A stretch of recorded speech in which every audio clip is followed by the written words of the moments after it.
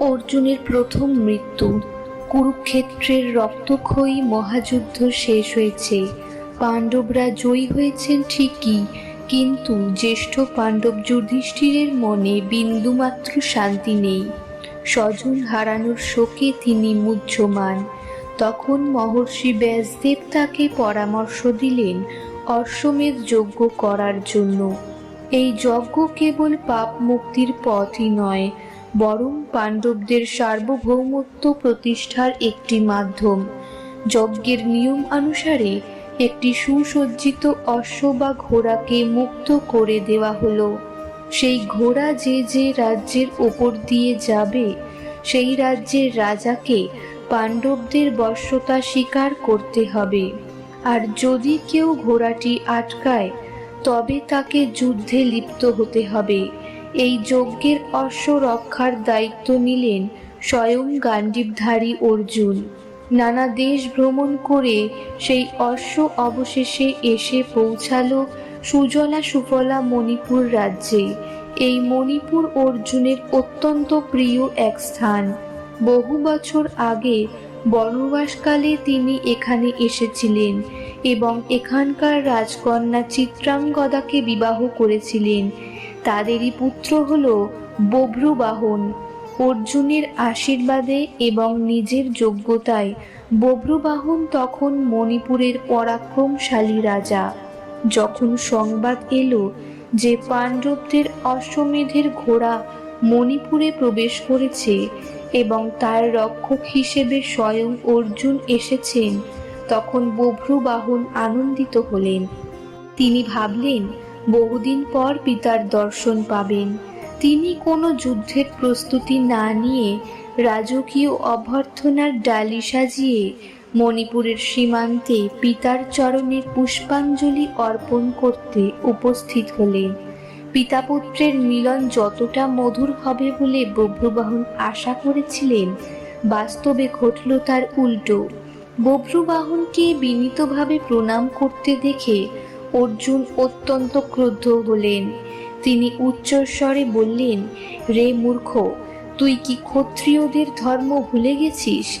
আমি এখানে তোর পিতা হিসেবে আসিনি, আমি এসেছি অশ্বমেধ যজ্ঞের অশ্বের রক্ষক হিসেবে। বীরের ধর্ম হলো যুদ্ধ করা, নতমস্তকে স্বাগত জানানো নয়। যদি তুই আমার পুত্র হয়ে থাকিস, তবে এই অশ্ব আটক কর এবং আমার সাথে যুদ্ধে অবতীর্ণ হ, নতুবা আমি বুঝব তুই বীরত্বের অযোগ্য এক কাপুরুষ। অর্জুন আসলে বভ্রুবাহনের বীরত্ব পরীক্ষা করতে চেয়েছিলেন, কিন্তু তার এই কঠোর বাক্য তরুণ রাজার হৃদয়ে তীরের মতো বিঁধল। বভ্রুবাহন যখন অর্জুনের পায়ে লুটিয়ে পড়ছিলেন, তখন অর্জুন তাকে তিরস্কার করছিলেন সত্য, কিন্তু পর্দার আড়ালে তখন কাজ করছিল এক ভয়াবহ দৈব অভিশাপ। কুরুক্ষেত্রের যুদ্ধে অর্জুন যখন পিতামহ ভীষ্মকে শরশয্যায় শায়িত করেন, তখন তিনি শিখণ্ডীকে ঢাল হিসেবে ব্যবহার করেছিলেন। ক্ষত্রিয় ধর্মে এটি ছিল এক অন্যায় যুদ্ধ।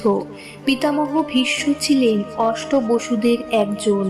তার এই পতনে তার স্বর্গীয় ভাইরা অর্থাৎ বসুগণ এবং তার মাতা দেবী গঙ্গা অত্যন্ত ব্যথিত ও ক্রুদ্ধ হয়েছিলেন। গঙ্গার ক্রন্দন ধ্বনিতে স্বর্গমর্ত কেঁপে উঠেছিল। বসুগণ অর্জুনকে অভিশাপ দিয়ে বলেছিলেন, অর্জুন যেমন ছলনার আশ্রয় নিয়ে তার গুরুতুল্য পিতামহকে বধ করেছে, তেমনি একদিন তাকেও নিজের রক্তের হাতে, নিজের পুত্রের হাতে পরাজিত ও নিহত হতে হবে। তবেই তার এই পাপের প্রায়শ্চিত্ত হবে। এই অভিশাপের কথা অর্জুন জানতেন না, কিন্তু নাগকন্যা উলুপি তা জানতেন। উলুপি অর্জুনকে মনে প্রাণে ভালোবাসতেন। তিনি জানতেন বসুদের এই অভিশাপ খণ্ডন করার কোনো উপায় নেই। অর্জুনকে যদি পুত্রের হাতে মৃত্যুবরণ করতে না হয়, তবে পরলোকে তাকে ভয়ানক নরক যন্ত্রণা ভোগ করতে হবে।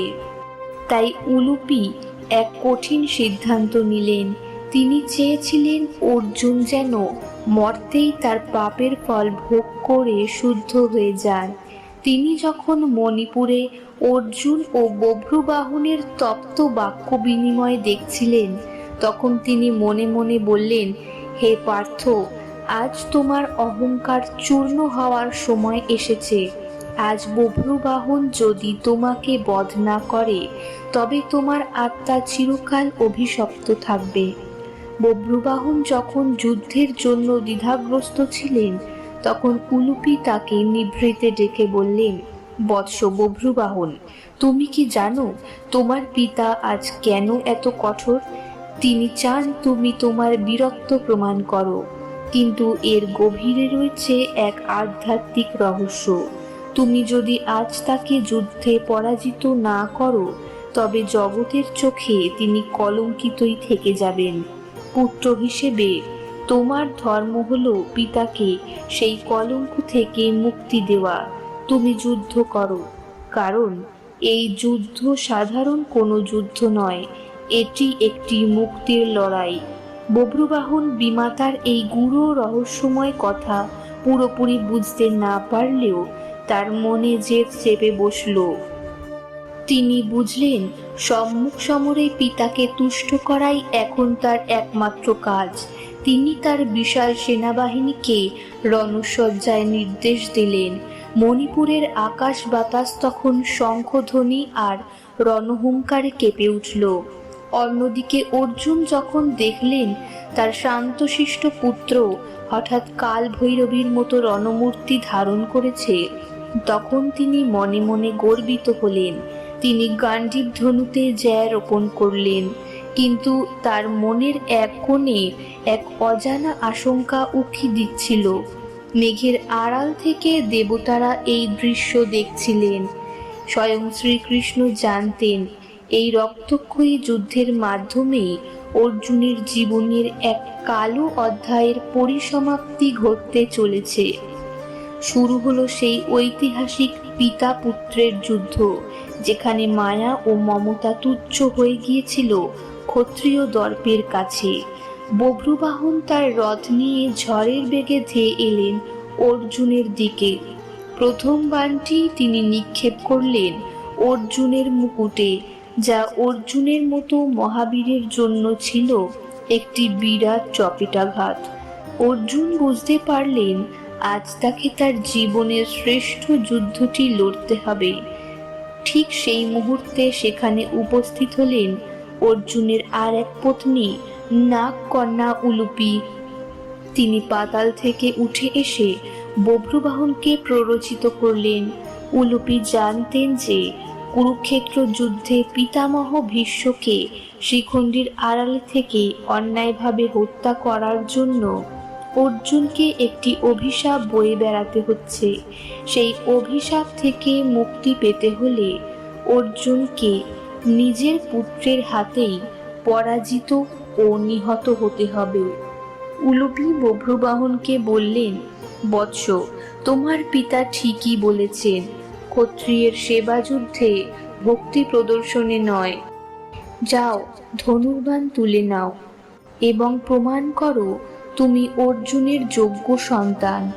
মাতার আদেশে এবং পিতার তিরস্কারে বভ্রুবাহন অবশেষে যুদ্ধের সিদ্ধান্ত নিলেন। মণিপুরের রণক্ষেত্রে শুরু হলো এক অভাবনীয় যুদ্ধ। একদিকে অভিজ্ঞ বীর অর্জুন, অন্যদিকে তরুণ কিন্তু অজেয় বীর বভ্রুবাহন। যুদ্ধের তীব্রতা আকাশ ছুঁল। বভ্রুবাহনের বাণ চালনা দেখে অর্জুন বিস্মিত হলেন। তিনি বুঝতে পারছিলেন এই বালক সাধারণ কেউ নয়। অর্জুন একের পর এক দিব্যাস্ত্র প্রয়োগ করতে লাগলেন, কিন্তু বভ্রুবাহন অসীম দক্ষতায় তা প্রতিহত করলেন।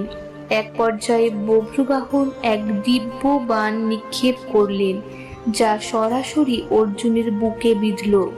গান্ডীব খসে পড়ল অর্জুনের হাত থেকে।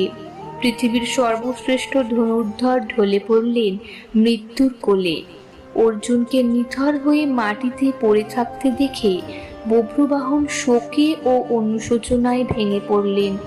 তিনি বিলাপ করে বলতে লাগলেন, এ কি করলাম আমি? নিজের পিতাকে হত্যা করলাম। সংবাদ পেয়ে অকুস্থলে ছুটে এলেন রাজমাতা চিত্রাঙ্গদা। স্বামীর মৃতদেহ দেখে তিনি মূর্ছা গেলেন। বভ্রুবাহন সংকল্প করলেন যে যদি তার পিতা জীবিত না হন তবে তিনিও আত্মহত্যা করবেন। ঠিক তখনই উলুপি সেখানে শান্তভাবে উপস্থিত হলেন। তিনি চিত্রাঙ্গদা ও বভ্রুবাহনকে বললেন, শান্ত হও, অর্জুন আসলে মরেননি। এটি একটি দৈব পরিকল্পনা। ভীষ্মকে হত্যার পাপে বসুগণ অর্জুনকে অভিশাপ দিয়েছিলেন যে তিনি পুত্রের হাতে নিহত হবেন। আজ সেই অভিশাপ থেকে অর্জুন মুক্ত হলেন। উলুপি তখন পাতাললোক থেকে আনা অলৌকিক নাগমণি বভ্রুবাহনের হাতে দিলেন। তিনি বললেন, এই মণিটি তোমার পিতার বুকে স্থাপন করো। বভ্রুবাহন পরম ভক্তিভরে সেই উজ্জ্বল মণিটি অর্জুনের বুকের ওপর রাখলেন। মুহূর্তের মধ্যে এক অলৌকিক জ্যোতি বিচ্ছুরিত হলো। অর্জুনের ক্ষতস্থান নিমেষে শুকিয়ে গেল এবং তিনি এক দীর্ঘশ্বাস ফেলে চোখ মেললেন, যেন গভীর এক নিদ্রা থেকে জেগে উঠলেন তিনি। অর্জুন উঠে বসে দেখলেন তার সামনে অশ্রু সজল চোখে পত্নী উলুপি, চিত্রাঙ্গদা এবং বীরপুত্র বভ্রুবাহন দাঁড়িয়ে। উলুপির সমস্ত ঘটনা এবং অভিশাপ মুক্তির কথা অর্জুনকে বুঝিয়ে বললেন। অর্জুন তার পুত্রকে বুকে জড়িয়ে ধরলেন। তিনি উপলব্ধি করলেন যে তার পুত্র কেবলই বীর নয়, বরং ধর্ম ও কর্তব্য পালনেও অটল। এরপর বভ্রুবাহন সগৌরবে অশ্বমেধের ঘোড়া অর্জুনের হাতে তুলে দিলেন এবং সপরিবারে হস্তিনাপুরে যুধিষ্ঠিরের যজ্ঞে যোগ দেওয়ার আমন্ত্রণ গ্রহণ করলেন। হস্তিনাপুরে ফিরে গেলে যুধিষ্ঠির এবং অন্য পাণ্ডবরা যখন এই কাহিনী শুনলেন তারা বিস্মিত ও আনন্দিত হলেন। এইরকম আরও পৌরাণিক কাহিনী জানতে আমাদের চ্যানেলটি সাবস্ক্রাইব করুন এবং ভিডিওটি লাইক করে আপনার মতামত কমেন্টে জানান। ধন্যবাদ।